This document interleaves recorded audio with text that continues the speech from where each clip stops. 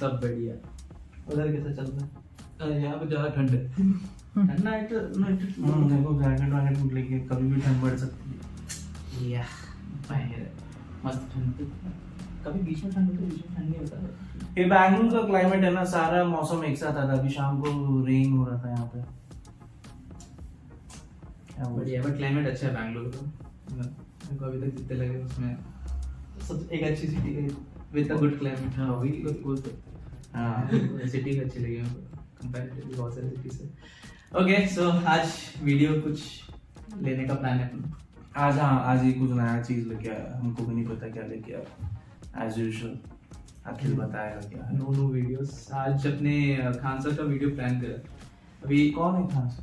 Khan sir Bihar में उनका campus है, मतलब वही सिखाते हैं यूपीएससी, उनके लिए प्रिपेयर कराते हैं। उनका बिहार में सेंटर है खान जीएस सेंटर करके। तो देख के थोड़ा अपन उनके वीडियो देख के थोड़ा नॉलेज गेन कर सकते हैं, क्योंकि वो पूरा उनको पता है उन सब चीज़ों के बारे में। उनके वीडियोस देख के अपन भी नॉलेज गेन करते हैं, साथ में जो अपने साथ देख रहे हैं उन्होंने इनके भी हो सकता है, क्योंकि बहुत सारे सब्सक्राइबर्स रखे इनके। But in case there are people who have not seen him, अपने साथ बैठ के वो भी देखेंगे। There are people who have not seen us, but हाँ, there are, I mean, 100 में से 1% chances है कि हमको। हाँ भाई, वो 1% But उनका 100 में से 99% चांस। ये बोल रहा है कि ये हो सकता है कि ये कौन बंदे लोग हैं इनका वीडियो को कर रहे हैं, वो देखने के लिए। वो सही बात है, वो भी सही बात है। बट ये कौन तीन बैठे हुए हैं यहाँ पे, कौन बोल रहा है ये? तुमने सर के वीडियो देखा? मैंने ये कुछ क्लिप्स देखे हुए हैं। अच्छा तो नहीं, इनके वीडियोस अच्छे होते हैं, थोड़े इन्फॉर्मेटिव वीडियोस होते हैं, थोड़ा नॉलेज गेन करते हैं। तो ऑपरेशन मेघदूत करके एक इंदौर वाला मेघदूत नहीं, इंदौर वाला मेघदूत नहीं, वीडियो है। उन्होंने एक वीडियो डाला है इंडिया अच्छा, एक ऑपरेशन के बारे में। तो अगर मैंने ये वीडियो देखा है पहले, मैं इसलिए तुम्हारे साथ भी शेयर करता हूँ। तो एक ऑपरेशन इंडियन आर्मी का ऑपरेशन मेघदूत करके सियाचिन में हुआ था। 1970 का नाम है। हाँ, ऑपरेशन का नाम है मेघदूत। तो 1970s में कुछ हुआ था, मतलब सियाचिन के बारे में कि सियाचिन इंडिया को कैसे मिला, तो उसके बारे में। तो मैंने सोचा तुम लोग के साथ शेयर करता। इंडियन आर्मी है अपनी, इतने सारे काम करती है, बट कुछ बहुत रेयरली चीजें होती है जो बाहर आते हैं, मतलब इंडियन आर्मी बताती है। तो ऐसी स्टोरीज, यस, जैसे अभी रिसेंटली वो मूवी निकली मेजर। हाँ हम लोग बाहर से ही सुने हैं, बट इन डेप्थ में क्या हो रहा है वो मूवी के थ्रू पता है। उसमें भी कहा, उसमें बहुत सारी चीजें जो बताया नहीं है, जैसे वो नेवल फोर्स का मार्क मतलब वो एक मेजर उन्नीकृष्णन के बारे में मूवी बनाई थी। हाँ, वो उसमें सिर्फ एक ही वो है कि मेजर उन्नीकृष्णन के बारे एक में उनका मूवी एक पार्ट क्या है वो बताया। जरूरी नहीं है कि सब वो कुछ कवर, मतलब उनकी लव स्टोरी सारा कुछ कवर हुआ है। वो तो सिर्फ लव स्टोरी की बात नहीं कर रहे, ऑपरेशन वो ऑपरेशन के बारे में है। उस ऑपरेशन में भी आना ऐसा नहीं हुआ कि सारा कुछ जैसा हाँ हुआ है वैसे दिखाया गया। मे बी हाँ बहुत कुछ, but something is better than हाँ। नथिंग वाला एक सिनेरियो, मतलब मतलब कुछ तो पता चला क्या होता है। तो सेम चीज है क्या? सेम चीज। सो ऑपरेशन मेघदूत तुमने सुना था पहले कभी? नहीं, मैं पहले बार सुना भाई सो वही मैंने जैसे बताया ना, सियाचिन के बारे में कहानी। तो देख मेरा जनरल नॉलेज थोड़ा ऐसे जनरल नॉलेज भी बढ़ा सकते हो आप। ओके तो पहले देखते हैं वीडियो, उसके बाद फिर क्या लगता है विल शेयर। ओके ना, तो प्लान क्या है इस वीडियो में हम समझेंगे कैसे सियाचिन को वापस पाकिस्तान से छुड़ाने के लिए ऑपरेशन मेघदूत चलाया गया, कैसे हम लोग ने ऑपरेशन राजीव को अंजाम दिया और पाकिस्तान के पोस्ट उसे कैसे हम लोगों ने वापस लेके उसे बाना पोस्ट में बदल दिया। तो इस वीडियो में हम भारतीय सेना के उस गौरव गाथा की चर्चा करेंगे जिसकी पूरी दुनिया कायल है, क्योंकि दुनिया का सबसे ऊंचा युद्ध का मैदान जहां पर -55 डिग्री सेल्सियस टेम्परेचर रहता है, वहां पर भारतीय सेना दुश्मन का मुकाबला की। ये बड़ी बात नहीं है कि उन्हें हराया, बड़ी बात यह है कि उन कपड़ों में हराया जिन कपड़ों में यदि आप उन सियाचिन ग्लेशियर पे चले जाएंगे तो आपको ठंड से आपका शरीर जम जाएगा, काला पड़ जाएगा और काट के निकालना पड़ेगा। और वैसे कपड़े जो वहां लड़ने के लिए उपयुक्त नहीं थे, बावजूद अपनी हिम्मत के दम पर कैसे भारतीय सेना ऑपरेशन मेघदूत करके सियाचिन ग्लेशियर को जीत कर लाई। देखिए, आपके मन में आता होगा सियाचिन कितना बड़ा है। तो सियाचिन देखिए बहुत बड़ा एरिया, ये कई पहाड़ों का एक समूह है। ये जितने भी पहाड़ है ना, सब के सब पहाड़ बर्फ से ढके हैं। ये जो सियाचिन ग्लेशियर है ये बहुत ही महत्वपूर्ण है, क्योंकि इधर है आपका पीओके पाक ऑक्युपाइड कश्मीर, और ये जो एरिया है ये है अक्साई चीन। अगर ये बीच का सियाचिन नहीं रहता तो हमारे ये जो दोनों दुश्मन है उनमें डायरेक्ट कनेक्शन हो जाता। तो इन दोनों के कनेक्शन को रोकने का काम कौन करता है? हम लोग के बीच में सियाचिन।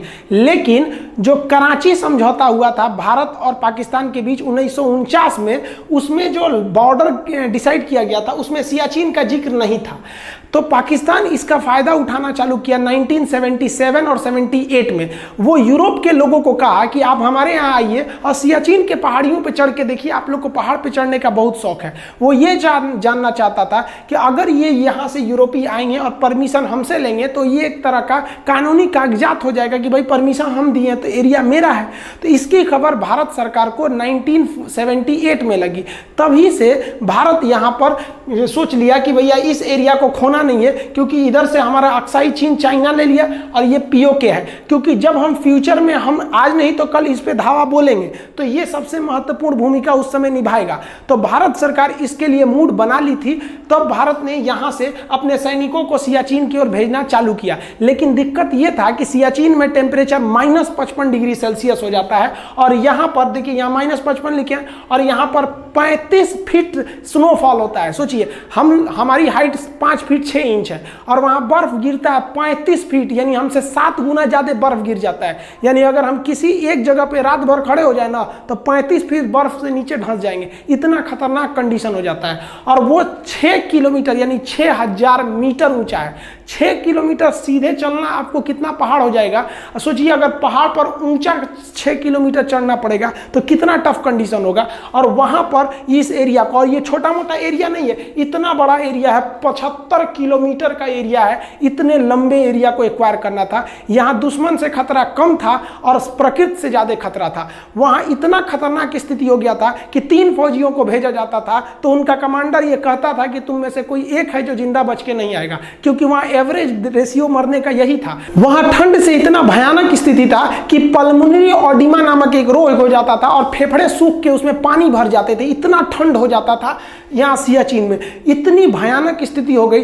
तब भारत सरकार ने ये डिसाइड किया, भारतीय सेना ने, कि नहीं अब हमको यहाँ युद्ध करना ही पड़ेगा वरना ये हाथ से निकल गया। तो इसके लिए हमें क्या चाहिए थे? कपड़े चाहिए थे, क्योंकि ये 1-2 पहाड़ी नहीं था। आप ये देखिए, ये ट्रायंगुलर शेप जो है ना, ये हम सियाचिन बना दिए। इस सियाचिन में यहाँ पर है आपका काराकोरम, ये चाइना से रास्ता दे देता है और ये पीओके है। तो ये एरिया हम यहाँ पे काराकोरम बना दिए। ये पूरा एरिया सियाचिन है। इसका सबसे निचला एरिया NJ 9842 कहलाता है। इसके आगे एक और पहाड़ी पड़ता है जो ग्लेशियर है, उसका नाम है ग्योंगला। ला का अर्थ होता है दर्रा, पहाड़ों के बीच का रास्ता। उसके आगे जो सबसे महत्वपूर्ण है वो है बिलाफोंडला। ये बिलाफोंडला पे अगर कब्जा हो गया तो बिलाफोंडला काफी हाइट पर है और यहीं पर है आपका साल्टोरो रेंज नामक पहाड़ी। अगर बिलाफोंडला पे कब्जा हो गया और साल्टोरो रेंज पे कब्जा हो गया तो साल्टोरो रेंज यहाँ की सबसे हाइट पर है। इससे हम पूरे सियाचिन पर नजर रख सकते थे। तो भारतीय सेना बिलाफोंडला, ग्योंगला और साल्टोरो रेंज पे कब्जा करना चाहती थी और आगे जाकर सियाला पे, क्योंकि अगर सियाला पर कब्जा हो जाता तो वहां से इंदिरा कॉल यानी सबसे ऊपरी बिंदु पर कब्जा करना बहुत मुश्किल नहीं था। आपको आज भी याद होगा कि अगर आपसे कोई क्वेश्चन पूछता है कि भारत का सबसे उत्तरी बिंदु क्या है तो आप इंदिरा कॉल कहते हैं कि नहीं? तो उसको हम लोग कब्जा करके लाए थे। पाकिस्तान उस पर नाजायज अपना अधिकार बता रहा था। इस पर कब्जा करने के लिए सबसे ज्यादा जरूरी था कि हमको उतने ठंड पर लड़ने के लिए कपड़े चाहिए थे, उतने ऊपर पहाड़ पे चढ़ने के लिए पैराशूट की रस्सियां होती हैं, इक्विपमेंट होते हैं जो भारत में नहीं बनते हैं, यूरोप में बनते हैं, वहां से लाना था। तो भारतीय सेना ने डिसाइड किया कि हमको 1984 में युद्ध करना है गर्मियों के दिन में, लेकिन वहां पर हमको लड़ने के लिए ये इक्विपमेंट चाहिए थे। तो हमें खरीदने के लिए वो इक्विपमेंट यूरोप जाना था। अब चूंकि भारत में वो इक्विपमेंट नहीं मिलते हैं, वो इक्विपमेंट हमको नॉर्वे से खरीद के लाना था। तो भारतीय सेना नॉर्वे गई ताकि उन इक्विपमेंटों को हम लोग क्या कर सके, खरीद के ला सके। जब ये नॉर्वे पहुंचे तो उन लोग नॉर्वे के जो ये फैक्ट्री वाले थे उन्होंने कहा कि देखिए हम आपको दूसरी फैक्ट्री का नाम बता देते हैं, आप वहां से खरीद लीजिए। तो भारतीय सेना कही कि आप रेट बताइए ना, पैसे का टेंशन मत लीजिए। तो कहा कि पैसे का टेंशन नहीं है, हम आपको 2 साल तक ऐसे कपड़े और ये तरह के इक्विपमेंट नहीं दे सकते हैं, क्योंकि हमारे पास ऑलरेडी इतना ना ऑर्डर आ चुका है कि हम उसी को पूरा नहीं कर पाएंगे और हमको हर हाल में इसी साल उस ऑर्डर को पूरा करना है। तो भारतीय सेना ने कहा कि चलो भाई हम दूसरी कंपनी से ले लेते हैं, कहीं से भी खरीदना है। तब तक उसी बीच भारतीय सैनिक को दिमाग में आया, पूछते हैं कि खरीद कौन रहा है। तो उनसे पूछा कि आप ये इतना ज्यादा ऑर्डर किसके लिए ले हैं? तो कहा कि पाकिस्तान का ऑर्डर है। भारतीय सेना एकदम शक रह गई कि बाप रे बाप, हम अभी मोलाई करने आए हैं, उसे जरा ऑर्डर देके बैठल है, हम लोग से तो आगे निकला है, और यहाँ जो पहले पहुंचेगा जीत उसी की होगी, क्योंकि इतना हाइट पर ये एक एरिया है कि अगर एक तो कपड़े उनके पास है, आप कपड़े हो जाने की वजह से उनके ऊपर सबसे बड़ा खतरा जो प्रकृति का था वो तो टल जाता। अब क्या होता, अब भारतीय सेना के पास कपड़े ही नहीं थे, अब वो वहां चढ़ जाते। सियाचिन में स्नोफॉल की वजह से देखिए ये हालात हो जाते हैं, फौजी जो होते हैं ना आधा धंस जाते हैं, सब इतना इतना धंस के वहां ड्यूटी करते हैं बर्फ के बीच में, और भारतीय सैनिक के पास उस वक्त कपड़े नहीं थे जो इस ठंड को रोक सके। अब भारत के सामने दो रास्ते थे, अभी मरो या 2 महीना बाद मरो, क्योंकि 2 महीने बाद उन लोग पूरा का पूरा कपड़ा सप्लाई कर देते पाकिस्तान को, और तब भारत के पास क्या करना पड़ता। तब उस समय कुछ समझ में नहीं आ रहा था भारतीय सैनिकों। तब ब्रिगेडियर चन्ना और नरिंदर बुल कुमार नामक कर्नल ने कहा कि हम लोग इसी कपड़ों पर चढ़ाई कर देंगे, क्योंकि अगर देर करेंगे तो मरना फिक्स है। अभी क्या है कि अभी उनके पास भी पूरे कपड़ों की सप्लाई नहीं है और हमारे पास तो साफ नहीं है, तो एक काम करते हैं पहले ही हम लोग हमला बोल देते हैं, वहां जो होगा देखा जाएगा। लेकिन इनको सबसे ज्यादा दिक्कत था कि लड़ाई जवानों से जीती जाती है, अपनी सैनिकों से जीती जाती है। सैनिकों को पता था कि इनके पास ऐसे कपड़े नहीं है जो ऐसे दुर्गम इलाकों पे जा सके और इतनी भीषण ठंड को रोक सके। तब इन अधिकारियों ने अपनी सैनिकों से कहा कि भारत मां के लिए आज तुम्हें बलिदान करना पड़ेगा, क्योंकि हमारे पास कपड़े नहीं है लेकिन हमें युद्ध हर हाल में लड़ना पड़ेगा। क्या आप लड़ने के लिए तैयार हैं? भारत के जवानों ने एक सुर में बोला कि हम लड़ेंगे और हम इसी कपड़ों में जाएंगे, और आप चिंता मत कीजिए, हम वचन देते हैं हम जीत के आएंगे। और भारतीय सैनिकों का जब ये साहस देखा तो ब्रिगेडियर चन्ना एवं कर्नल नगेंद्र बुल ने तुरंत डिसीजन लिया कि भारतीय सेना को अब कहां पर भेज दिया जाए, सियाचिन ग्लेशियर पर। सियाचिन ग्लेशियर पर हम ज्यादा हथियार नहीं ले जा सकते थे, इसलिए हम लोगों ने मोटार को लेके गए। मोटार एक छोटे आकार का तोप होता है, अपने साथ मोटार लेके गए, आरपीजी लेके गए। आरपीजी जो होता है ना, रॉकेट प्रोपेल जो होता है, ग्रेनेड लॉन्चर होता है आरपीजी, ये ग्रेनेड होता है, ये आरपीजी, ये इसको आप लोग रॉकेट लॉन्चर भी बोलते होंगे। और एचएमजी लेके चले गए, हैवी मशीन गन, ये अपने साथ लेके आगे बढ़ने लगे सियाचिन ग्लेशियर के लिए। लेकिन इन्हें ब्रिगेडियर चन्ना ने सख्त आदेश दिया था कि कुछ भी हो जाए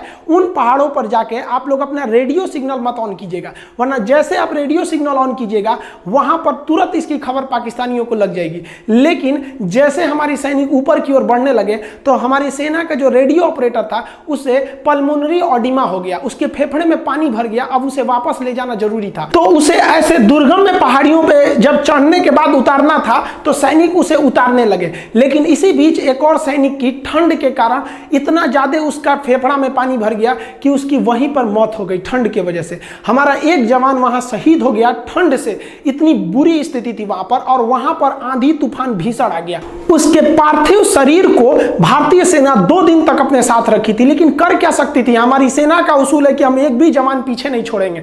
अब उन लोगों ने मजबूरी में रेडियो कांटेक्ट किया कि हेलीकॉप्टर भेजा जाए, हम अपने सैनिक को इस तरह से ऐसे नहीं छोड़ सकते हैं यहाँ पर। अरे खूब से खूब होगी, पाकिस्तानियों को खबर ना लगेगी, देखेंगे ससुरन में कितना दम है, लड़ाई होगी आमने सामने की। हेलीकॉप्टर भेजा जाए ताकि हम अपने इस सैनिक का पार्थिव शरीर उनके घर को पहुंचा सके। भारतीय सेना के चीता हेलीकॉप्टर, चेतक हेलीकॉप्टर ने वहां पर सामान रसद को पहुंचाया, वहां से जितने भी एविक्यूएशन थे उन्हें वापस लेके गया। लेकिन इनकी जो भनक लग गई वो पाकिस्तानियों को लग गई थी, और भारत के इन हेलीकॉप्टरों ने वहां पर साजो सामान तो पहुंचा दिए थे, लेकिन वो कपड़े नहीं थे उनके पास जिनसे वो लड़ सके, और पाकिस्तानियों के पास वेल इक्विपमेंट यूरोप से आ चुके थे। और भारतीय सेना ने सबसे भयानक जो भूल किया था वो रेडियो ऑन करके। अब भारतीय सेना की पूरी लोकेशन पाकिस्तानियों को पता चल चुकी। इन हेलीकॉप्टरों की मदद से भारतीय सेना उन ऊंचे ऊंचे पहाड़ियों पर एंटी एयरक्राफ्ट गन रख दी, ताकि अगर पाकिस्तानी एयरक्राफ्ट या हेलीकॉप्टर इस एरिया में आते हैं तो उन्हें मारकर गिराया जा सकता है। और साथ ही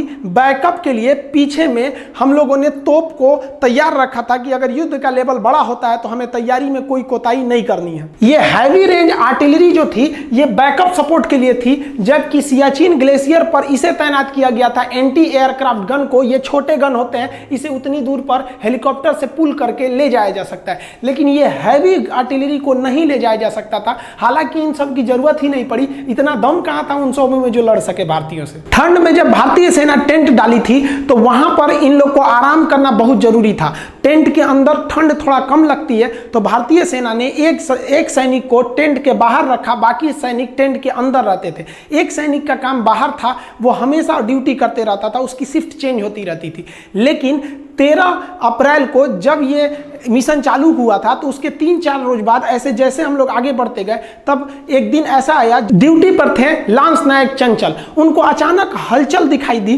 पाकिस्तानियों के मूवमेंट की। पाकिस्तानी ना HMG मशीन लेके आए थे, हैवी मशीन गन। इस HMG गन से वो अंधाधुंध फायरिंग करने लगे और भारतीय सैनिक सोए हुए थे। यहां अगर 5 मिनट की देरी होती तो वो लोग सो रहे भारतीय सैनिकों को मौत के घाट उतार देते। यहां सबसे बहादुरी का काम किया था लांस नायक चंचल ने। उसने अपनी राइफल से इस भयानक मशीन गन का मुकाबला करते हुए सीधे रणभूमि में कूद गया और गोली मारना चालू किया। और जैसे गोली चालू किया तो इधर से भी फायरिंग हुई, उधर से भी फायरिंग हुई। इस फायरिंग की आवाज सुनकर भारतीय सैनिक उठ गए। तब तक यहां से लांस नायक चंचल ने ये HMG चला रहे पाकिस्तानी के ठीक हेडशॉट किया था। जैसे गोली मारा, यहां से चंचल ने गोली मारा और वहां से पाकिस्तानी गोली आके सीधा हेडशॉट किया लांस नायक चंचल को। लांस नायक चंचल की उंगलियां उसके बाद भी बंदूक पर थी और वह मरने के बाद भी गोली चलाता रहा था। इस साहस को देख के पाकिस्तानियों का दिल दहल गया। तब तक भारतीय सैनिक उठ चुकी थी। वो उठने के बाद नींद क्या चीज होता है, तुरंत धावा बोल दी और 5 मिनट के अंदर अंदर पाकिस्तान के 26 सैनिकों को मौत के घाट उतार दिया। और ये वैसे सैनिक थे जिन्हें यूरोप से कपड़े दिए गए थे कि इन कपड़ों को पहन के आप लड़िएगा। भारतीय सैनिकों के पास तो एक ही चीज की कमी थी, इन कपड़ों की। इस ससुरा क्या करेगा सर, उगारे कर दिया लोग, उसको ले जाओ ससुरा खोलकर। अब भारतीय सैनिकों के पास जो कपड़े की कमी थी वो कपड़ा तब हो ही गया। अब इधर जो पाकिस्तानी थे वो ओवर कॉन्फिडेंस में थे। उन पाकिस्तानी बेस कमांडरों को लगा कि जो वो 26 सैनिक भेजे हैं ना, वो लोग अब अपनी जगह पे पहुंच गए हैं, जबकि वो तो अपनी जगह पे नहीं दूसरे जगह पे पहुंच गए थे। उनकी लाश को भारतीय सेना इज्जत से दफना दी और भारतीय सेना इनके ड्रेसों को पहन के अब रेडी थी। पाकिस्तानी फौजी जो थे बेवकूफ़ सब, उन लोगों ने जो रसद था, जो सामान थी या जो ड्रेस एक्स्ट्रा थे वो ले आके यहाँ गिरा दिया। उनको लगा कि ये जो पाकिस्तानी सैनिक ड्यूटी कर रहे हैं, वहाँ ड्यूटी कर रहे थे भारतीय सैनिक। आज भी वहाँ जो ड्यूटी करते हैं ना भारतीय सैनिक को पाकिस्तान के पैसे से खरीदे हुए जो ड्रेस भेज दिए थे वही पहन के ड्यूटी करते हैं। सोचिए कितना बुरा लगता होगा पाकिस्तानियों को जब भारतीय सैनिक को जो वर्दी देखते होंगे सब, तो क्या सोचता होगा, ससुरा कहीं का हम खरीद के लाए थे, हमारा वर्दिया ले लिया यहाँ पे। ठीक किया ससुरा, तुमने औकात में रह के लड़ाई लड़ो ना, ये क्या मतलब हुआ, कुछ कर देंगे। इस पहली कामयाबी के बाद भारतीय सैनिक का मनोबल अपने 7वें आसमान पर था और इन्हें अब किसी चीज की कमी नहीं थी। अब ये लगातार आगे बढ़ते रहे। ये ग्योंगला, बिलाफोडला, साल्टोरो रेंज, सियाला कब्जा करते हुए आगे बढ़ते रहे और बहुत ही जल्द देखते देखते भारतीय सेना ने पूरे सियाचिन को अपने कब्जे में ले लिया। ये बिलाफोडला है। अगर यहाँ पर आर्मी पहुँच जाती तो यहाँ से हम नुब्रा वैली, यहाँ जहाँ से नुब्रा नदी निकलती है, वहाँ के रास्तों को हम बंद कर सकते थे। इसलिए बिलाफोडला को कब्जा किया गया ताकि वहाँ से जो पाकिस्तानी एंट्री कर रहे थे उसको रोका जा सके। यहाँ देखेंगे ये जो बिलाफोडला है, यहाँ से जब नदियाँ, ये ग्लेशियर का बर्फ पिघलता है तो ये जाके मिल जाता है इस नुब्रा नदियों में। ये नुब्रा नदी है, यहाँ से बहती है और ला का अर्थ क्या होता है, पतला रास्ता। यहाँ से पतले रास्ते भी जाते हैं नुब्रा नदी के बगल से। बिलाफोडला के कब्जा के बाद अब आर्मी जो थी वो सियाला की ओर बढ़ रही थी। सियाला में पहाड़ियों की जो ढलान थी वो एकदम खड़ी थी, जहां पहुंचना काफी दुर्गम में था। आर्मी को जो सबसे बड़ा फायदा हुआ था वो इस साल्टोरो रेंज को लेकर था, क्योंकि वहां की सबसे ऊंची पहाड़ी साल्टोरो रेंज है। साल्टोरो रेंज के पश्चिमी साइड में हम पाकिस्तान पर नज़र रख सकते थे और साल्टोरो रेंज के पूरब में हम इस साइड में चाइना पर नज़र रख सकते थे। तो उस समय इस पहाड़ी पर कब्जा करना सबसे ज़रूरी था और इसको कब्जा जब कर लिया गया तब पाकिस्तानियों की रीढ़ टूट गई, क्योंकि यह साल्टोरो रेंज से आप अगल बगल के किसी भी एरिया पर नज़र रख सकते हैं। अब आप सोचिए कि इस दुर्गम में पहाड़ी पर चढ़ना कितना मुश्किल होगा। यहाँ से नुब्रा वैली पर नज़र रख सकते हैं, उधर से जितनी भी घाटियाँ आ रही हैं वहाँ से हम लोग नज़र रख सकते थे। तो ये साल्टोरो रेंज को कब्जा किया गया। अब यहाँ से कोई भी मूवमेंट जो थी वो आराम से हमको दिख सकती थी। यहाँ पे देखेंगे कोई भी पहाड़ी रेंज है या किधर से भी देखेंगे। अब ये नुब्रा वैली है, इस एरिया से निकल जाएगी यहाँ पे और ये एरिया चला जाएगा पाकिस्तान की ओर। तो हम लोगों ने सबसे पहले साल्टोरो रेंज को कब्जा कर लिया। अब जब कब्जे में ले लिया तो नॉर्वे जो था पाकिस्तान फोन किया, महाराज कपड़वा बन गया आपका, ले जाइए कपड़ा, अब यहाँ पे अब बचा कौन है, आप कपड़ा पहन के ईद में घूमिएगा अपने। कुमायूं रेजिमेंट के वीर जवानों ने और लद्दाख स्काउट के बहादुर सैनिकों के दम पर साधारण कपड़ों में भी अजय कहे जाने वाले सियाचिन ग्लेशियर पर भारत का प्यारा तिरंगा लहरा दिया गया। ये जीत पूरी दुनिया देखी कि उन माहौल में, उन कठिन परिस्थितियों में कैसे भारत के महारणबांकरों ने सियाचिन ग्लेशियर को अपने कदमों के नीचे कर दिया था। आज भी वहां भारतीय तिरंगा शान से लहराता है। और 1984 के बाद 1987 में फिर पाकिस्तान ने भारत पे हमला किया और सियाचिन के एक पोस्ट पर कब्जा कर लिया, उसका नाम रख दिया कायदे आजम। जब यह कब्जा किया तो भारतीय सेना का पंजाबी सिपाही सूबेदार बाना सिंह का खून खौल गया और उसने कहा कि आप मुझे जिम्मेदारी दीजिए, मैं अकेले उसे जीत के ले जाऊंगा। और सूबेदार बाना सिंह ने उस पाकिस्तानी पोस्ट कायदे आजम पर अकेले युद्ध किया और अपनी कंपनी को लीड करता हुआ गया और पाकिस्तानियों को उनके बंकर में घुस कर मारा। उसके बहादुरी को देखकर भारत सरकार ने उस बंकर का नाम कायदे आजम से बदलकर उस बंकर का नाम बाना सिंह बंकर रख दिया। आज ये बाना सिंह बंकर, सियाचिन ग्लेशियर तो ऊंचा ही है, उसमें भी सबसे ऊंचा युद्ध का मैदान है और सबसे ऊंचा भारत का बंकर है। इसके बाद फिर पाकिस्तानी ने 1989 2 साल बाद फिर हमला किया, लेकिन क्या फर्क पड़ता है भाई, आप हमला करते रहिए, कोई फर्क नहीं पड़ने वाला है। तब से लेकर आज तक सियाचिन भारतीय सेना के नियंत्रण में है। इस प्रकार 1984 में जो भारतीय सेना ने अपना ऑपरेशन मेघदूत चलाया, उसके सामने पाकिस्तानी सेना का ऑपरेशन अबाबिल धूल चाट गया। उसके 3 साल बाद पाकिस्तान जब दोबारा आया 1987 में, तो ऑपरेशन राजीव चलाकर फिर से उसे वापस खदेड़ा गया बाना सिंह के नेतृत्व में। आज भारतीय सैनिक वहां अदम्य साहस से ड्यूटी करते हैं, लेकिन आपको जानकर हैरानी होगी कि इस विषम परिस्थिति में भी हमारी अर्थव्यवस्था चाहे अच्छी रहे चाहे लड़खड़ाती रहे। कोई बात नहीं, खान सर ने हमको आधा इंफॉर्मेशन दिया है, बाकी हमको पजल दिया है, खुद से ढूंढो। सो इसमें मतलब नहीं पूरी कहानी एज इन काइंड ऑफ बताइए, तो मतलब वो क्या था उसमें वीडियो में पुरानी, हाँ शायद कट गया होगा। तो ये तेरे लिए एक पजल है, बाकी स्टोरी तू बताएगा। बाकी स्टोरी वही बेसिकली हुआ वही था ना, दिन उन लोगों ने अटैक करा था, प्लान हो रहा था, क्योंकि क्या बोलते हैं जो टॉप है, जैसे बता रहे पीओके और एक्साइटिंग वहाँ पे, अगर वो मिलता तो मतलब प्रॉब्लम होता वहाँ से, क्योंकि और तो टॉप से ना ऊपर से नीचे की तरफ अटैक करना वो रहता था। बट सियाचिन बहुत सुना है बहुत टफेस्ट टेरेन है आर्मी के लिए, वहाँ पे रहना। देखिए वो बता जैसे 55 डिग्री सेल्सियस नॉर्मली होता है, 30 डिग्री के नीचे -55 नॉलेज में क्या -30 नॉर्मल टाइम पे रहता है, बट जैसे विंटर्स वगैरह होता है -55 पे जाता है। विंटर्स में एक्चुअली शायद लो रहता है, 35 फीट हाइट में रहता है स्नो। मतलब तुम खड़े हो, तुमसे और ऊपर भरा रहेगा स्नो, तो इतना डेप्थ है, सी जैसा है। तो उसके ऊपर भी एकदम ध्यान से चलना होता है कि हाँ क्या गड्ढा है या कुछ, तो उधर सीधे नीचे जाएंगे। बहुत रिस्की जगह है, और विंटर्स में शायद वहाँ पे आर्मी रहती नहीं है, पता नहीं, नॉट श्योर नहीं, बट शायद विंटर्स में -50 उसके नीचे जाता है टेम्परेचर। सो ये है one of the toughest terrain, but वहाँ पे अभी इंडिया ने आधिपत्य ब्रिटिश को एक दिन में शायद कुछ 1 करोड़ रुपए कुछ खर्चा है वहाँ पे आर्मी, एक दिन का ऐसे कुछ, मतलब फिगर शायद लाखों में या 1 करोड़ रुपए के आसपास कुछ खर्चा एक दिन। सो क्या लगा, क्या समझ आया? समझ तो बहुत कुछ आया है इसमें, मतलब सियाचिन एक ऐसी जगह है जहाँ पे बहुत ठंड है, हम लोग कभी जा नहीं सकते। नहीं सियाचिन तो वैसे भी अलाउड नहीं, नीचे जो बेस कैंप है वहाँ पे जा सकते हैं, वो ऊपर कोई नहीं जा सकता आर्मी के अलावा, वैसा भी कुछ है। बट इस पे क्या, जो इंडियन आर्मी में जैसे उनको उल्लू बनाया, वट उस पे क्या कहना है पाकिस्तानी आर्मी को? बेसिकली उल्लू नहीं बनाया, जस्ट उनके जाने से पहले उनको इन्फॉर्मेशन मिला, तो उनके जाने से पहले ये अटैक कर दिया। नहीं मतलब हुआ ऐसा था ना कि अटैक एक्चुअली उनका प्लान था कि वहाँ पे आने का, तो उन लोगों ने पहले वही कपड़े वगैरह का ऑर्डर दे दिया था, बट उनको ही मार के उनके कपड़े ही पहन के बैठ गए, ताकि वो मतलब जो दूसरे और कपड़े आए थे वो अपन को मिल जाए तुरंत, क्योंकि शायद वो कपड़े बनना भी इतना आसान नहीं है, उसके भी बहुत जो टेक्नोलॉजी यूज होता है वो बनाने में बहुत अलग है उसका।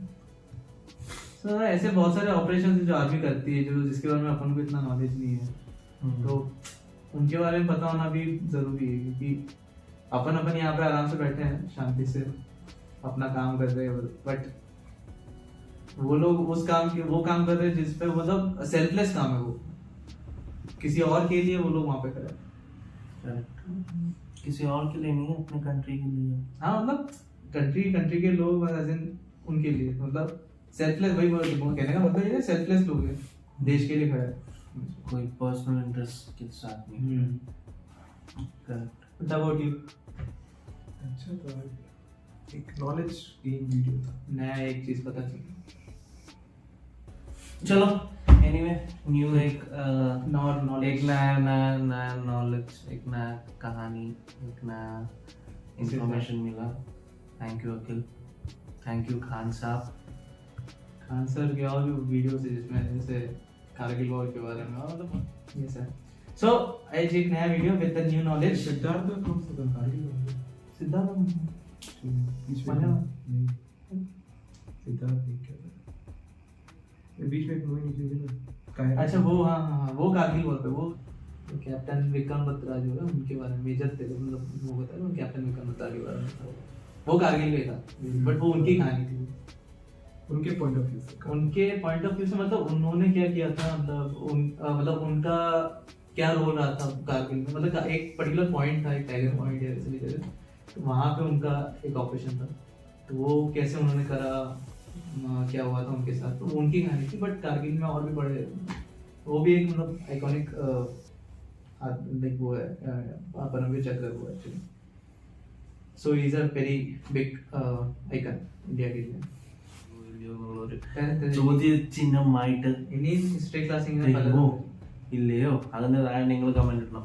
ഇങ്ങനത്തെ വീഡിയോസ്, ഇങ്ങനത്തെ നോളേജ് ഉള്ള വീഡിയോസ് അല്ലെങ്കിൽ ഇതുപോലത്തെ അറിവുള്ള വീഡിയോസ് ഇനിയും ഇടണോ, ऐसे ना ऐसे मतलब पुरानी कहानी के बारे में, हिस्ट्री के बारे में, और जो എനിക്ക് സയൻസ് ആണ് ഇഷ്ടം, ഹിസ്റ്ററി സയൻസിനെ പറ്റി നമുക്ക് ഇടാം, സയൻസിനെ പറ്റി നമുക്ക് സ്പേസ് ഉണ്ട്, സയൻസ് മൂണിൽ എങ്ങനെ എത്തി എന്നൊക്കെ നമ്മൾ അതൊക്കെ നമ്മളിപ്പോ പല കാര്യങ്ങളിടാൻ വൻ വലിയ വലിയ സാധനങ്ങൾ വരാൻ പോകുന്നു, നിങ്ങൾ ഇങ്ങനെ കാത്തിരിക്കണം. അത് നിങ്ങൾ എന്റെ സപ്പോർട്ട് ആണ്, വെറും 300 സബ്സ്ക്രൈബർ എത്തത്തില്ല, എത്തും നമ്മള് സബ്സ്ക്രൈബ് നമ്മള് മെല്ലെ മെല്ലെ മെല്ലെ ഓരോരോ സ്റ്റെപ്പ് വെച്ച് കയറും ഞങ്ങള്. അല്ലാതെ ഞങ്ങളിപ്പോ ഒരു പെട്ടെന്ന് ഞങ്ങക്ക് ഒരു റീച്ച് കിട്ടി ഞങ്ങക്ക് അങ്ങനെ അഹങ്കാരികളാകണ്ട.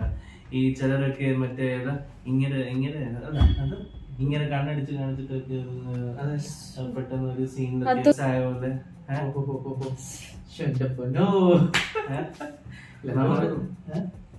അതൊക്കെ നടക്കേണ്ടി अगर अगर हम लोग कंटेंट के साथ नया कोई से भी सब्जेक्ट के साथ जैसे history, biology, science, chemistry, anything we can come with था, कुछ बोल नहीं सकते. ഇതൊരു ഇൻസ്റ്റിറ്റ്യൂട്ട് ആക്കി മാറ്റാനുള്ള പ്ലാൻ ഉണ്ടോ? നിങ്ങൾ കോമഡിയിൽ നിന്ന് പതുക്കെ സീരിയസിലോട്ട് മാറുകയാണ്. അല്ല കോമഡി അല്ല, നമ്മൾ കോമഡി എല്ലാം വേണമല്ലോ. ഒരു സിനിമ ആകുമ്പോ അതിനകത്ത് ഹിറ്റ് ആവണമെങ്കിൽ അതിനകത്ത് ഡ്രാമ, എന്നാൽ ഞങ്ങൾ അടുത്ത എപ്പിസോഡ് കുറച്ച് കച്ചിലുമായിട്ടായിരിക്കും വരുന്നത്. ഒരു കുറച്ച് ഡ്രാമ, കുറച്ച് കോമഡി, കുറച്ച് ആക്ഷൻ എല്ലാം ഇൻക്ലൂഡ് ആകുമ്പോഴല്ലേ ഒരു മസാല പടം, ഒരു സൂപ്പർ ഹിറ്റ് പടം. എനിക്ക് മസാല പടം ഇഷ്ടമല്ല, എനിക്ക് സസ്പെൻസ് ഇഷ്ടം. മസാല പടത്തിന്റെ ആളല്ലേ അതൊന്നുമല്ല. അപ്പൊ ഒരു ഹിറ്റ് പടം ഉണ്ടാക്കാൻ അങ്ങനെ നമുക്ക് പലതും നമുക്ക് ഇങ്ങനെ അറിയാം. അപ്പൊ ഇത് അറിഞ്ഞറിഞ്ഞ് വരുമ്പോഴാണ് ഒരു ഹിറ്റ് പടം ഉണ്ടാകുന്നത്. നിങ്ങൾ ഹിറ്റ് ആക്കണം, പക്ഷെ ഹിറ്റ് ആക്കണം. അപ്പൊ ഹിറ്റ് ആക്കാനായിട്ട് സബ്സ്ക്രൈബ് ഒന്ന് ചെയ്യുക, ഒരു ലൈക്ക് കൂടി കൊടുത്താൽ